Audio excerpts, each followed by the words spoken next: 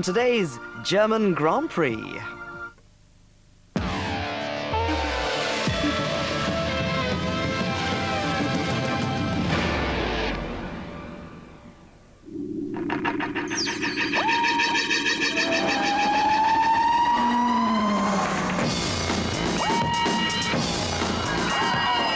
One on ITV in association with Texaco.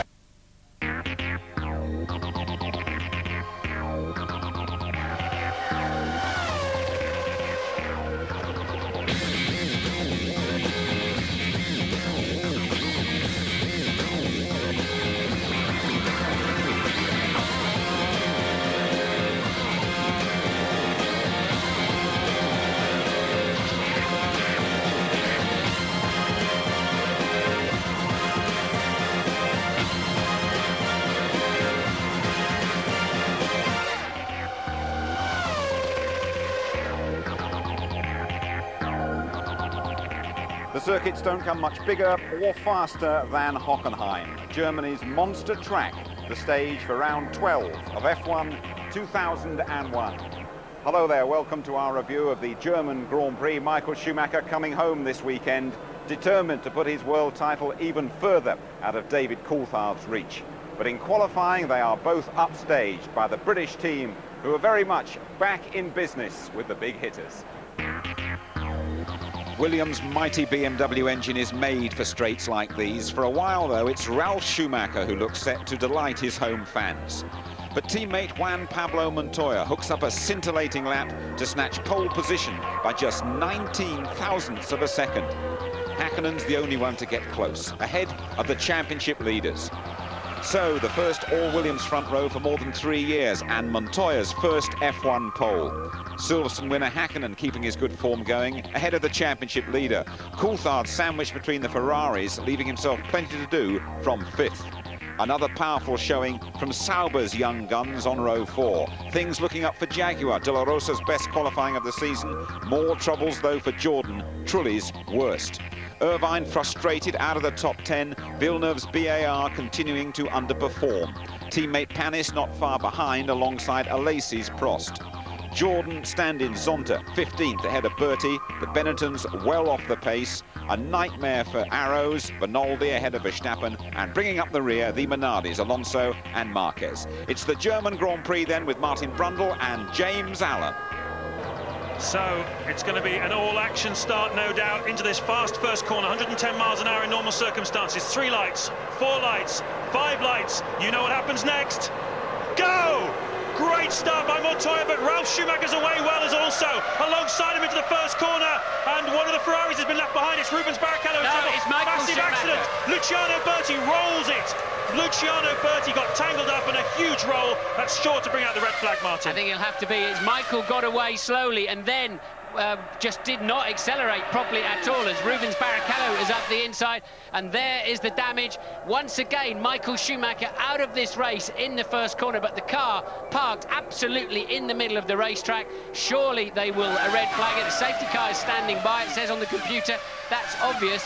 Will they be able to control this race? It's a long lap here, of course, James, a minute 40 or so before they're going to get round to this part of the racetrack. So it's a Williams 1-2, and Barrichello up into 3rd place, past Häkkinen, as one of the Saubers has a go at passing. He'll get a penalty for that if he does not yield back to David Coulthard. The Sauber must let Coulthard back through. Berti then, unsighted, did not see the slow Ferrari ahead of him and just launched off the back of it. And the Ferrari and the emergency vehicle still right in the middle of the track, just towing now. For the second time then in 2 years, Michael Schumacher out at the first corner of the German Grand Prix. They're pulling his car off the racetrack as Juan Montoya in the leading pack enter the stadium section. They're going to make it by about 20 seconds. Safety car on the track. Good decision, I think. Yes, because, and they've not put the red flag out because they have now dragged the stricken Ferrari out of the racing line completely. The safety car will pick them up. That is more than anything to enable them to clear up the inevitable carbon fibre debris that I can see all over the racetrack. Well, Michael Schumacher, of course, will have some feelings about this. He might think this race possibly should have been stopped, which would have given him a chance to get back into the pits, to get into his spare car and start the race all over again. But just look at this debris. Carbon fibre, it's enormously sharp, very light material, but pick it up in your tyres and it'll just put a little slice in them, which when you're going at 220 miles an hour down the straight, tyre could let go at any time. Yeah, that's critical here. These high-speed circuits where the tyres are absolutely on the ragged edge anyway, that's totally critical for a puncture, and the drivers quite sensibly trying to pick their way through that. But even a little shard can give you a puncture, as you said. Will there be some discussions going on right now with drivers on the radio? I know when you were a Grand Prix driver, you were always a big wheel in the Grand Prix Drivers Association. You talked on the radio with the race organisers when a circumstance was too dangerous, when it was too wet, that kind of thing. Will they be saying, look, get this stuff off the racetrack as quick as possible? Here's another look at the restart anyway. For sure they will be. They have now red flagged at this race, so the race is red flagged. I think there's too much debris on the track. They've had to do that. And now we're seeing a replay this time. Michael Schumacher was slow away. I was watching him out of the window, but then he just stopped accelerating completely. Look, the pack goes around him, and oh, look, completely unsighted behind the Jordan was Luciano Berti, collects an Arrows of Bonaldi on the way. That car then is a sledge, and it's just heading its way straight to the scene of the final part of his accident. The race is stopped. It's on lap 1. Therefore, it'll be a whole new restart. Michael Schumacher can take to the grid in the spare car. That is why you're seeing the action going on there. Michael Schumacher can start this race. And here we go then with another replay. Berti, unsighted behind the Jordan, moves across the track, has not read the speed differential because he's not been able to see it. And really, that's a lucky escape for 3 drivers. Particularly Enrique Bonaldi, because Luciano Berti went right over the top of him. You've seen situations like that in the past. And there's another angle then, Michael slowing down. He's effectively out of this race, James, at this point. Look, and now he certainly is through this incident now. And that is a horrible, horrible accident. And isn't it amazing? They've only just left the start line, and look at the energy and look at the speed with which he continues, despite having ripped off his wheels and bodywork. Look at the speed where he now connects with the tyre barrier, and that is virtually from a standing start.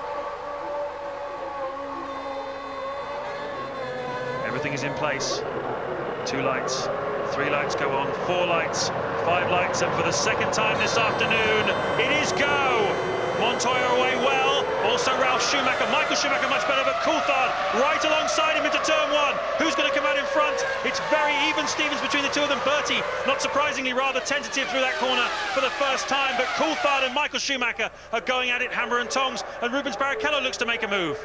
Yeah, Barrichello then all over the back of Coulthard. Can Coulthard find a way around the outside of the Ferrari into turn 1? Hakkinen then losing a lot of speed as he heads down into the terminal speed zone down there. Somebody's locked his brakes, and another big accident. Surely that must be Della Rosa, the first of the Jaguars off the line, running into the back of, I suspect, Nick Heidfeld in the Sauber. So we have a Williams 1-2, a Ferrari 3rd, and now David Coulthard coming back. It is Della Rosa in the Jaguar. We don't know the other Sauber driver yet. It is Heidfeld. Heidfeld in the other car. Coulthard's made it back past Rubens Barrichello. A Benetton then across the escape road. It's all happening.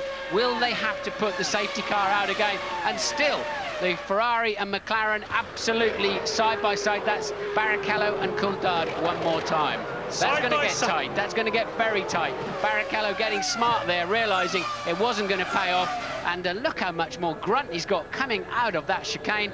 We don't know if it's wing level. We know that Coulthard took a lot of wing off before the start of the Grand Prix for the warm-up this morning. And still Coulthard with the racing line then. And Barrichello making it stick around the outside. And the Sauber now having a go of Raikkonen. So Coulthard losing out then to Barrichello that time around. That's a massive scrap for what is 5th and 6th places. Fantastic wheel-to-wheel racing here at Hockenheim. Coulthard seems to be dropping back, though. Has he got a problem, I wonder? Look at the gap now already between himself and Barrichello, or indeed are they carrying different fuel loads? That's one possibility.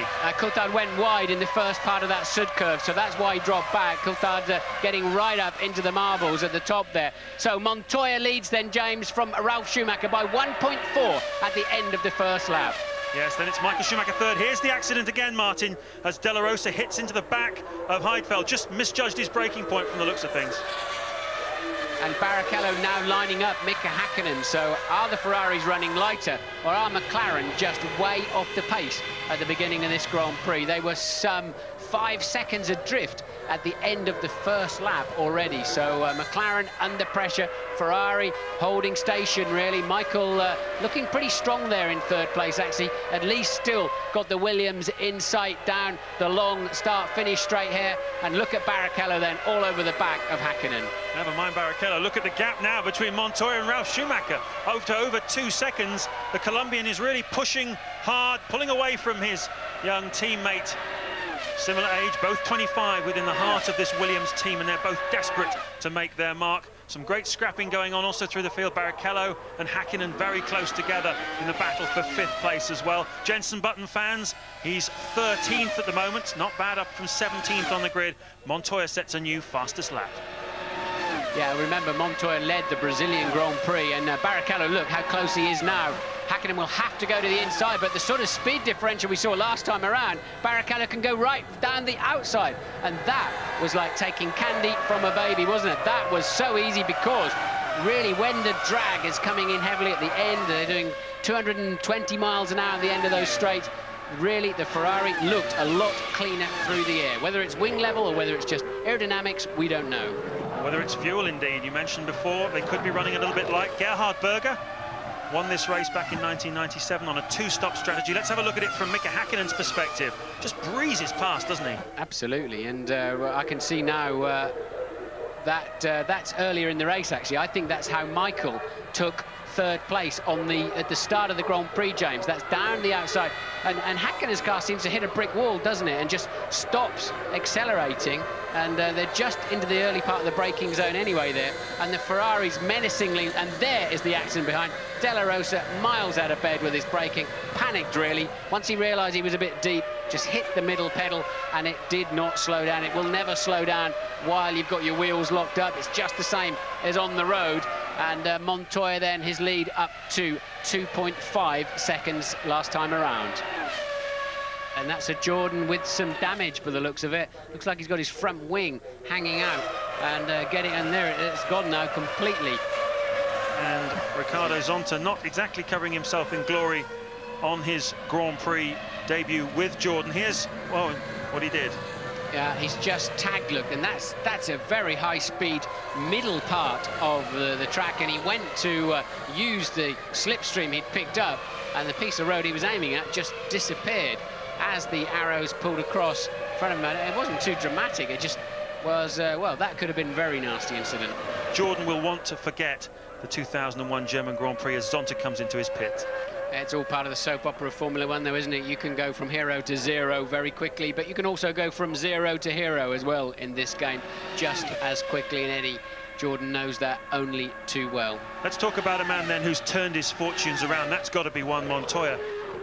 Yesterday, Frank Williams said he thought that Montoya had a really good talk to himself after Montreal, where he almost got into a fist fight with Jacques Villeneuve in the driver's briefing. He was over-aggressive in Monaco, over-aggressive in Montreal, and this weekend he really has shown he's turned it all around. What we're looking at here is Barrichello being allowed past Michael Schumacher up into third place, somewhat confirming, I think, our idea that he may well be running on low fuel at the start of this Grand Prix. Got off the line like a rocket, and he's been scything past cars, and Michael quite clearly letting him go through there. But I'm surprised how much gap Michael's then allowed to develop so quickly. But Barrichello then now getting after those Williams. He's 9 seconds behind the leader, and that presumably then is Zonta pulling out of the race. We're just watching a slow-mo of the oversteering McLaren there of David Coulthard with the fuel flap, showing the cars, all Formula 1 cars have a fuel flap on both sides, because depending on the direction of the racetrack and whether the pit's on the inside or the outside of the racetrack, you fuel left or you fuel right. You fuel right-hand side of the car from the driver's perspective here. So that is just a redundant flap this weekend that has managed to come up by itself, and that will not be helping the aerodynamics on this high-speed, low-downforce racetrack. I mentioned before that Eddie Irvine has a better race car than he has a qualifying car, and he's putting some moves now on Kimi Raikkonen. This is the battle right on your screens. I think the directors cottoned onto it too. Just 0.6 of a second between them as they went over the line last time, and Irvine has been monitoring him through one or two of the chicanes on this lap. We'll see what Kimi Raikkonen is made of shortly, I think.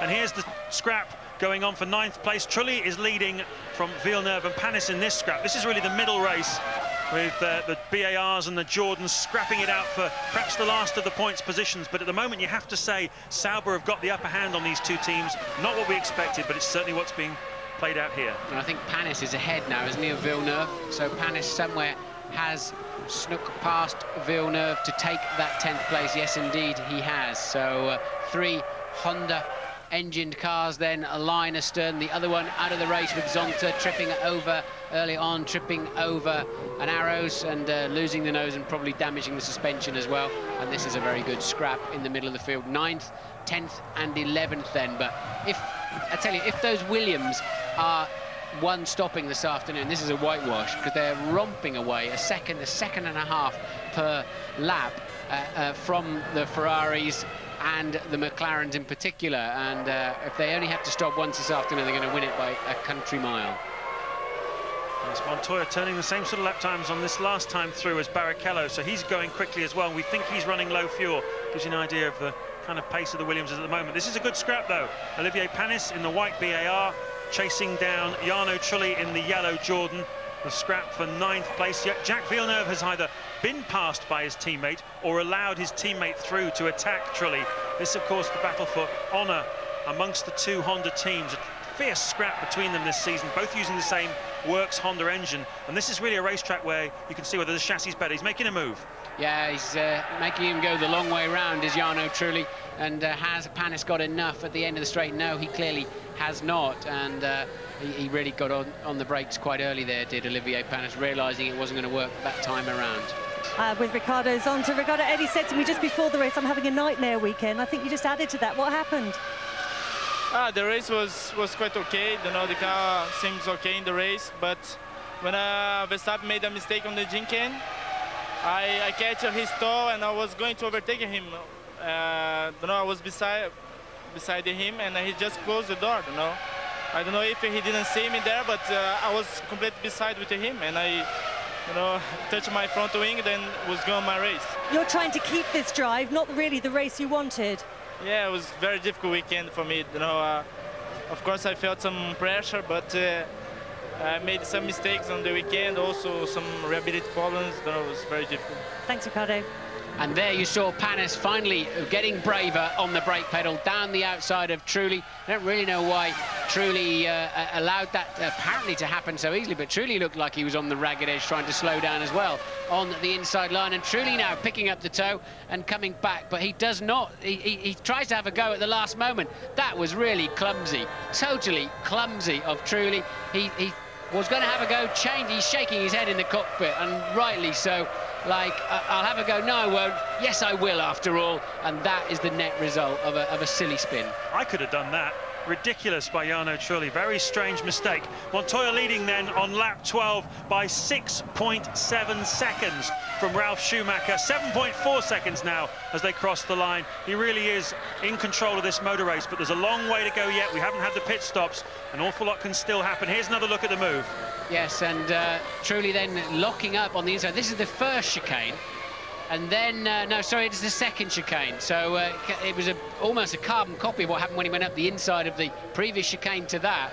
And let's see another replay. Coming up the inside, look, struggling to slow the car down.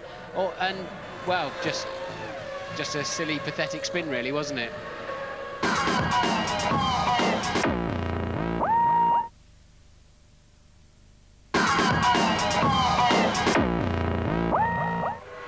Lap 14 of the German Grand Prix, and Mika Hakkinen in trouble. Mika Hakkinen slowing down.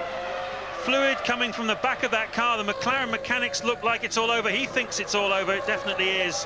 And Hakkinen out of what was 5th place in the German Grand Prix. His rotten luck in 2001 continues, Martin. Yes, it does indeed, and we saw a lot of fluid coming out of the side pod of the car. Mika knows there's a little back road into the back of what is actually the paddock rather than the pits. Look at the fluid pouring out. Is that a hold radiator? Yeah, the radiators are situated there. Certainly looks like water, doesn't it? Rather than it's not oil, and it certainly will not be fuel, because that's tucked in a rubberized tank right in the back of the driver's seat, in the center of the car. Eddie Irvine then in the pits again. That must be a problem for Eddie Irvine, because he's already made a stop this afternoon. And Raikkonen, I can see the mechanics saying, no, cut the engine at the top of your screens there. So another good afternoon potentially for Kimi Raikkonen, cut short. Two cars retiring at the same time. Starting to drop out a little bit now as Hakkinen walks back. Bad news for Jaguar, both of their cars out of the race. Bad news for Sauber, both of theirs too. Hakkinen, Zonta, Heidfeld and De La Rosa, the retirees. Only 18 cars running after 17 laps.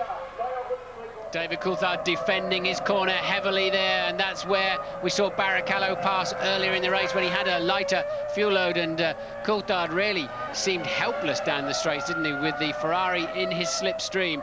And despite having knocked the wing off that car, they're just not fast enough in a straight line. These two were wheel to wheel in the early stages as Rubens Barrichello put a move on David Coulthard. He's looking to do it again. Turn one is not really the place, but he'll be biding his time, thinking about the tight chicanes at the end of the long straight here. The first chicane, they'll be braking from over 200 miles an hour down to 60 miles an hour, and that might just be the place for Rubens Barrichello to go for a rematch with David Coulthard. Strange to see, though, that Coulthard is still a lamb to the slaughter, because they're carrying roughly the same fuel. If not, Barrichello would actually be carrying a little bit more fuel, in fact, on a two-stopper. Coulthard getting very leery, though. And that's what you hear David Coulthard talking about. He said, I don't like the balance of the car, it's too oversteering the chicanes. That's what he means when the back end is stepping out. He struggled on that in qualifying, he was blistering his tyres. Barrichello trying to go the long way around, and David just squeezing him gently one more time. This is a good scrap. These two go back a long way, back into British Formula 3 when they were head-to-head for that championship. Barrichello taking that Formula 3 championship from David Coulthard. But you can't help but looking at it, it's not very scientific, but looking at it, there doesn't appear to be a big difference in the rear wing level, although there are many other aspects that are to do with drag of the car. Whoa. And look how close, look how hard Barrichello can punch out of those chicanes and make up that distance already before he gets into the slipstream. It's not just Coulthard's car that's been struggling. This is a rematch exactly of what happened before, and once again Barrichello goes round the outside of the Sachs curve, and he is absolutely flying this afternoon, Rubens Barrichello. A real point to prove. The German fans here, the Ferrari legions, they love it, absolutely love it. Rubens Barrichello then up into fourth place, still leading is Montoya after 20 laps. Ralf Schumacher second, 9.2 seconds behind his teammate. Michael Schumacher now 27 seconds adrift of the Colombian, and Coulthard still having terrible problems to get that car pointing in a straight line out of the corners. And Barrichello fourth and Coulthard fifth. Here it is again. Now this is the third chicane. This is the beginning of the move, and Coulthard running raggedly round the outside, really desperately trying to find some grip, and Barrichello able to keep a neater, tidy line, just punch out of the corner. And well, this is a brave move here, no doubt about it. You're relying on the guy on the inside, not just giving you a little tag and sending you off into the gravel trap. I remember you saying a while ago, Martin, this is a blind bend as well when you come into the stadium. It's very difficult to see, so you're committing yourself to a line round the outside of a corner you can't see. And I can tell you that the Williams pit crew are out, ready for one of the two drivers. We don't know yet which one it'll be. We're about to have our first Williams pit stop. It strikes me you're better while the track is still, they're still putting rubber down, and is a little bit less green, shortening up that first stint. You've got a slightly lighter car on the start line, as Montoya does indeed take to the pit lane. Slightly lighter car gives you a better percentage chance of getting into the first corner first, and then you can still make sure you're on a one-stopper, and I'm assuming they will fuel that car now to the end of the Grand Prix. Well, let's wait and see. There should be about 11, possibly even 12 seconds worth of fuel going in. Took a while to get the nozzle on, though. Slightly delayed start to the refueling process. The tyre men are already, only takes 3 seconds to put the tyres on, and they've got a problem with the fuel hose. Williams have got a problem with the fuel hose. They've had to go for Ralf Schumacher's fuel hose. This is a disaster for Juan Pablo Montoya. Time evaporating. He's going to need 8, 9, 10 seconds with the fuel, and Ralf Schumacher leads the German Grand Prix, and Michael Schumacher may well get Montoya as well. A catastrophe for the Colombian. He's out of the pit lane now, and here comes the Ferrari. That's going to be nip and tuck when he gets around the corner, but of course Michael then has the momentum, but he also has to stop yet. So what a disaster for in fact, that's Barrichello, isn't it? So yeah. He's dropped about 15 seconds behind Michael. That still puts him in reasonable shape. Michael still has to stop yet. So, well, disaster for Montoya. Absolutely. It normally takes about 26 seconds to make a pit stop here. That's how much time you have to take out of your race. He's lost 41 seconds in that. A disaster, but now he's got to fight back, and that is going to be worth watching. So we've got a Schumacher 1-2 now, effectively. Ralph leads Michael by 18.9 seconds, as you can see. And surely that puts Ralph in with an easy chance then to win the Grand Prix, providing he doesn't have fuel rig problems or any other pit stop problems. I still think Montoya's got more than enough speed to beat Michael Schumacher this afternoon and take second, but that win now, all of a sudden, looking highly unlikely, you'd have to say. Well, Montoya had a 7-second advantage over Ralf Schumacher before he came into the pit stop. I've worked out why he made the pit stop then. It's because he was about to catch the Trulli-Panis-Berti battle for 10th place, and that would have taken him a long time to carve through. That's why the lead drivers are coming in for their pit stops now, and here comes the Ferrari into the pit lane. Michael Schumacher currently second then after Montoya's drama. Can he regain the track in front of Montoya? We're looking for Montoya. Can't see him at the moment. Yes, he's coming past now, so Montoya will stay ahead. He did have a healthy lead, of course. Here Montoya does get ahead then of Michael Schumacher. So he's into second place now on Montoya. Michael Schumacher should be able to rejoin without losing too much ground. Pit stops always have such an influence on the Grand Prix, don't they? Because things can go wrong. There's always that possibility. I think Montoya's third place. He is definitely behind Barrichello. So Montoya out into third place. Now Ralph, then, the new leader, has to make his stop this time around. Of course, Barrichello has to make a second pit stop. He's on a two-stop strategy. Everybody else on a one. Michael slows down. Michael Schumacher has got problems. We saw it the first start. He didn't have any gears in the car.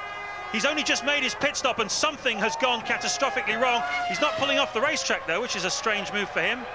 He obviously thinks he's going to get it restarted again. I just didn't want to go onto the grass, I think, but clearly the car has failed. He's thumping the steering wheel. He really should have pulled that out of the racing line as brother Ralph then pits for his one and only scheduled stop of the afternoon. Leader Ralf Schumacher into the pits. Let's see if it works out okay for him. They had the fuel hose on first time around, but clearly no fuel was coming out of Montoya's hose. They had to go for the spare. There's Montoya entering the stadium now. I can see him. He's behind Rubens Barrichello.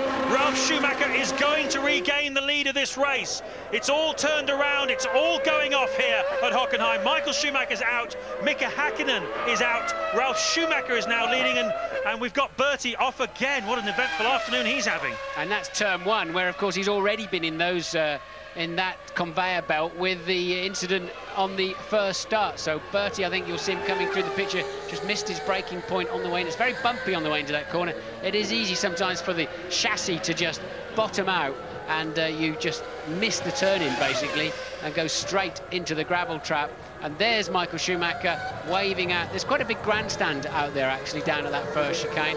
But unusually then we're seeing a Ferrari out of the Grand Prix. And they're coming across the line now. Smoking. He's smoking. He's smoking. You can't see it on your screen. Montoya has blown up right in front of us, Martin. Juan Montoya is out of the race. Unbelievable turn of fortune for the Colombian driver. Well, I mean, how quickly can it go wrong for him? Just like in Brazil, leading the Grand Prix easily and through no fault of his own, with fuel problems, with an engine problem. And remember, he only ran this car for 7 minutes this morning. He wanted to minimise the on-track time. Clearly there's an Achilles heel. We've seen it now for ourselves. It was a blue smoky sort of, I would guess, engine failure. I'd be surprised if it's not an engine failure. That's the pit lane. That's why you saw the car flashing through despite having jumped over the wall there. He's crossed the pit lane, so Ralf Schumacher then leads from Rubens Barrichello by 10 seconds. and Coulthard now up into third place. Yes, more points for David Coulthard, more points eating into the lead of Michael Schumacher in the World Championship. It isn't over yet. This is your leader then. Moving into lap 28, Ralf Schumacher, 10 seconds ahead of Barrichello. Barrichello yet to stop again, and Coulthard in for his one and only stop of the afternoon. Quite late, isn't it? The end of lap 27 for Coulthard. Ted Kravitz. Yes, James, there were looks of resignation at Williams when Juan Montoya flew up. So Coulthard into the pit now ahead of me. A set of scrubbed Bridgestones on for him. Just looking at the tyres. Oh no, the fuel tank hose does go off. It's an okay one-stopper. The tyres are in a terrible state though, around 10 seconds. I thought it seemed not too bad, actually, if that clock of eight and a bit seconds of fueling seemed pretty good for me for one stop. Of course, he now has less distance to go to the end of the race than he has travelled so far. So, and is that smoke I just saw coming out of the back of Coulthard's car? As he may have been, may not have been, but I thought I saw, just as we cut, yes, it is, look. Coulthard, I think that's Coulthard the other side of that bridge, out of the race. Yes, it is. David Coulthard out of the race. So often happens, James, you make a pit stop, the temperatures just rise above a critical point, you hit the rev limiter to leave the pit lane, and bang, out it goes, just like Montoya. Well spotted, absolutely amazing. Indeed, David Coulthard is out of the race.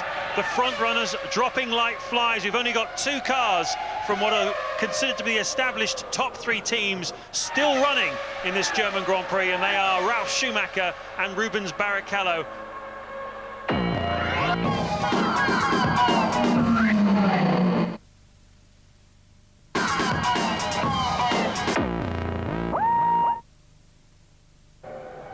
Here's Panis, though, in the pits. Yeah, he was giving it plenty on the way into the pit lane as well, wasn't he? Panis knowing that he's got to stop and get back out and try and catch those Benettons if he wants to get a decent points haul this afternoon. As you said earlier on, James, this is payday for the midfield and lesser teams. When the big boys have a bad day out, then this you must maximise these days. This is where you score your points and where you get all of the TV money, etc., for the following year in several millions of dollars. And Barrichello's crew waiting for him. Then he comes out of second place. He is a full 59 seconds ahead of third place man Villeneuve. So unless there's any major dramas, of course, Rubens will emerge clearly in second place, but also clearly a long way behind the leader, Ralf Schumacher. Rather annoyingly, he's going to have to lap the 2 arrows once again. They've gone past us, so he's got like, well, just a delay here. Fuel hose isn't even on. Fuel hose had to go back on again, didn't it? So similar circumstances then to Montoya, but that's still not going to compromise his second place with regard to third, but just puts him even further behind, of course, Ralf Schumacher. What a breathless afternoon we've had, Martin, here in the German Grand Prix. Just shows you can never take anything for granted in this sport, can you? Someone looks like they're sailing off into the distance, and the next thing you know, they have a problem with the pit stop, the fuel hose won't go on, the engine blows up, they catch a back marker, and the whole picture just turns around. Let's just take you through then the cars still running on lap 33. We look at the 2 arrows of Benoldi and Verstappen running line astern. We have Ralf Schumacher leading by 14.5 seconds from Rubens Barrichello. Jacques Villeneuve is third, then Fisichella fourth, Button fifth, Alesi is sixth, Panis is seventh, Trulli eighth, Benoldi ninth, Verstappen 10th, and Alonso, the last classified runner, 1 lap down, in 11th place. And in fact, the margin between Ralf Schumacher and Barrichello now has gone through on the computer, allowing for Barrichello's lost time in that pit stop. It's now 47.7 seconds. So Ralf Schumacher, with 12 laps to go, can afford to just take it a little bit easy. Louise Goodman's with David Coulthard. Yes, I am indeed. David, it's really turning into a race of attrition. Do you take any consolation from the fact that Michael's gone out as well? Not really, no. I'm not. I'm more interested in me finishing the race, first of all. So obviously very disappointed. Wasn't particularly quick in the race anyway. So much oversteer. I think I had enough for the whole grid. And I was just trying to keep the car on the island, and obviously tried hard to battle with Rubens for the first half of the lap, and then again latterly, but just weren't on the pace today. Not been a good weekend at all for you, really, has it?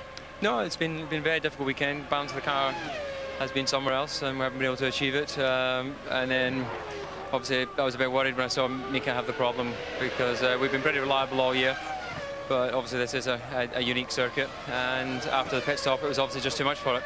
Thanks. 10 runners, truly out, engine problem it looked like. Coulthard, engine problem. Marquez stopped in the pits. Montoya, engine problem. Michael Schumacher looked like electronic or fuel to me on the side of the road. Luciano Berti went off into the barriers in turn 1. Raikkonen, some kind of problem when he was in the pit. Same with Irvine, dropped out of the race after or in a pit stop. Hakkinen, fluid pouring out of a radiator on the left-hand side of the car.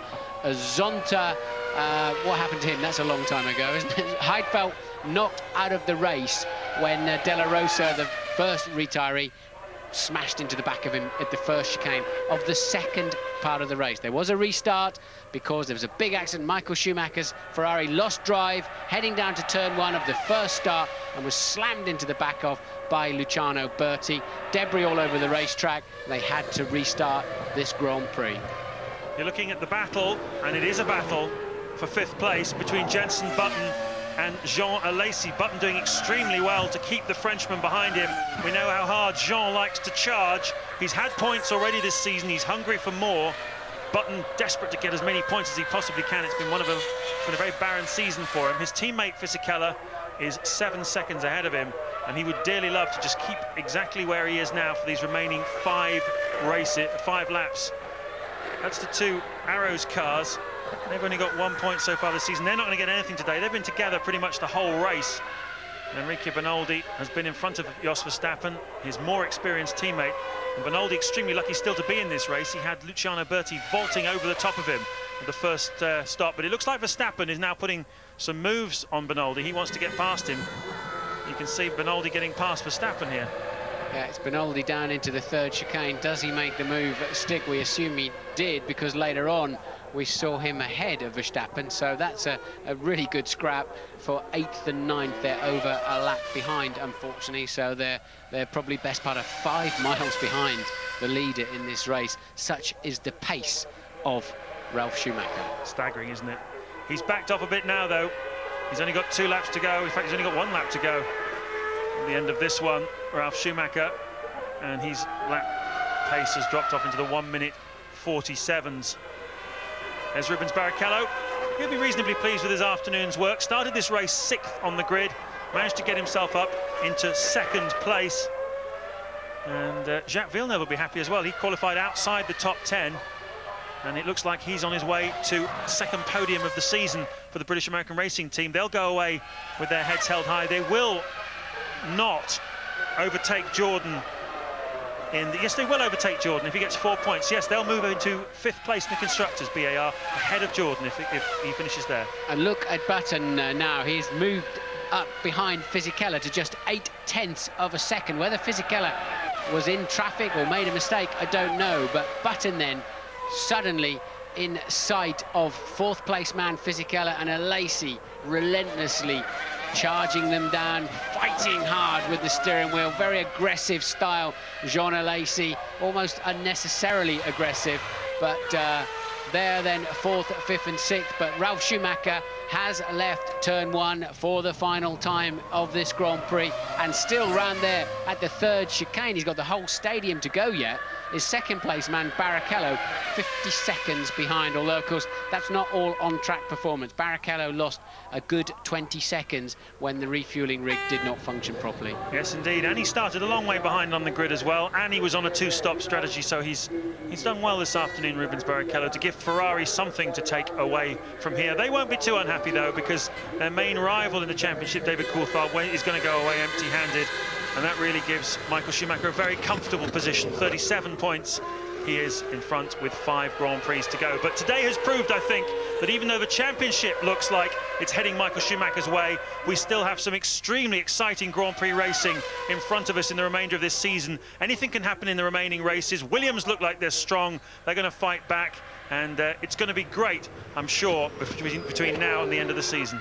David Coulthard was fighting to catch up with Michael Schumacher. Now he's fighting to fend off Ralf Schumacher. As you said earlier, he'll be just 6 points behind 2nd place in the championship man David Coulthard if he completes this lap and collects the full 10 points this afternoon. Just the stadium to go then. With some Williams, Michelin, BMW circuits like Monza, Suzuka and Spa coming up, Coulthard is going to have to be at his very best to keep them behind him.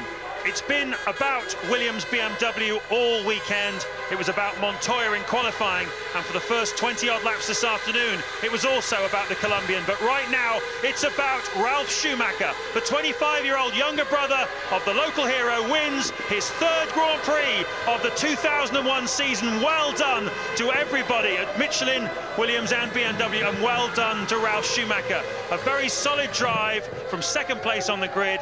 Can you imagine how it must feel? You're 26 years old, you're just winning your home Grand Prix in front of this magnificent amphitheatre.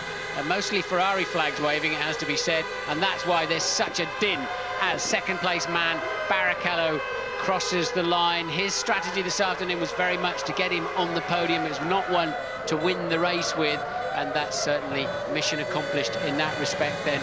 So this is Villeneuve, who's just 2.1 seconds ahead of Fisichella, and Button then over the line, fifth, Alesi sixth. They're the final point scorers, and there was a total of 2.9 seconds between the lot of them.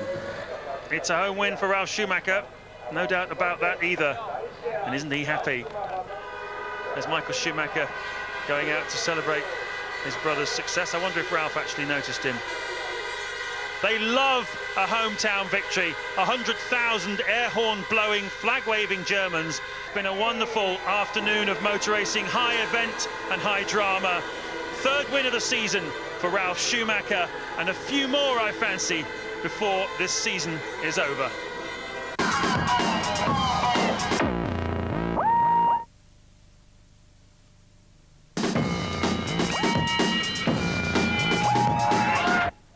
And you're back with us at Hockenheim, where we saw a huge shunt at the start of the German Grand Prix. 12 drivers failing to complete the course. The BMW Williams, the class of the field. Montoya robbed of a first F1 victory by a mechanical failure. Victory, though, claimed by his teammate, Ralf Schumacher. I'm delighted. It was a great result for the team today, and well, I'm hoping we have quite a few of that till the end of the season. It really was a crushing victory, over 50 seconds over the next place man. It was, although it didn't start very well. I must say Juan was in the first half was stronger than I was. He pulled out a gap.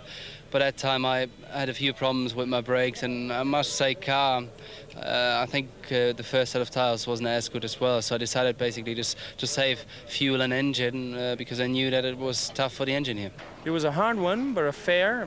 I just, you know, I said before, I think at that time in the race we should have been thinking forward, not to be fighting against each other. Of course, we don't race for the same team. It's we don't want to let it by, but I was 2 seconds faster at that stage, so I was going to overtake him eventually. So I think we were losing too long, basically. I was doing 42 highs, he was doing 44s, and then fighting we were doing 46s. So we were losing quite a big amount of pace compared to people. But at the end of the day, it was fair. We know each other, we respect each other, and I just had to gamble and go for it. My car was faster and I had to gamble. Nice to be up on the podium again? Yeah, it was a fantastic feeling, looking all over again for the same public, and you know, it is just a joke, but I was there thinking of last year. I said, no, hold on, don't cry. Well done, Jacques. It says lucky on your overalls. You were a bit lucky today, weren't you? Well, we've had so much bad luck this year that, you know, the few times where we have luck, I think the balance is still on the bad luck side, so we still got some good luck coming. How did this one compare to Spain? Well, we were more competitive here. The car was a lot better. I could drive it hard. Where in Spain, I was just trying to survive, and Häkkinen broke down on the last lap, so there was a lot more luck involved in Spain. Michael, bad luck, I suppose. You can't win them all. This is true, and I wasn't expecting to be a winner, but would have been nice to score another 6 points. So we could have finally done it in Hungary, but like that we have to wait a bit longer. And so it's a Schumacher success in Germany. Ralf, not Michael. Barrichello having another Hockenheim stormer. Villeneuve on the podium for British American Racing. Then Fisichella and Jenson Button, the Benny boys' best result of the season. Alesi 6. It could just be his last drive for Prost. The buzz is he'll replace Frentzen at Jordan.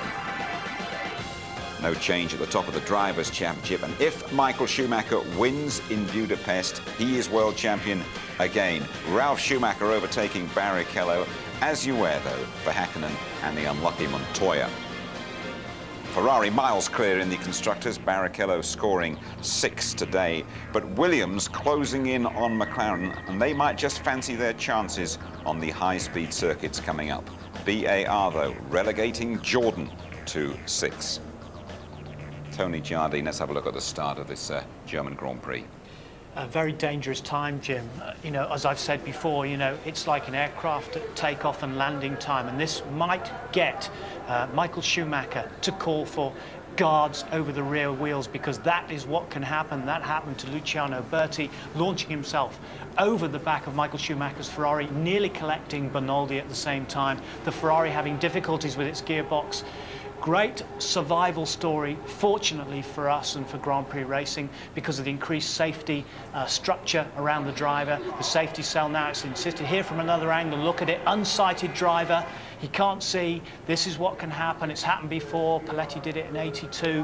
Gugelmin did it over Mansell in '89. And Paul Ricard, a concerned Michael Schumacher, sorting out Berti, making sure that he is okay. Great credit to Formula One safety that everybody emerged unscathed from that. But De La Rosa sat in his car before the race was restarted. His mind might have been elsewhere, Tony. I think it was, you know, and he was the fastest starting Jaguar in 9th. By his own admission, he totally lost his braking. It's a very dangerous circuit. You go from very high speeds to very slow speeds, most of these chicanes in first gear. But look at the way the Ferraris sliced through past the McLarens. That was the start of it. And look at, there you go, Pedro de la Rosa, loads of tyre smoke there as he went in the back of German Nick Heidfeld out of his home race.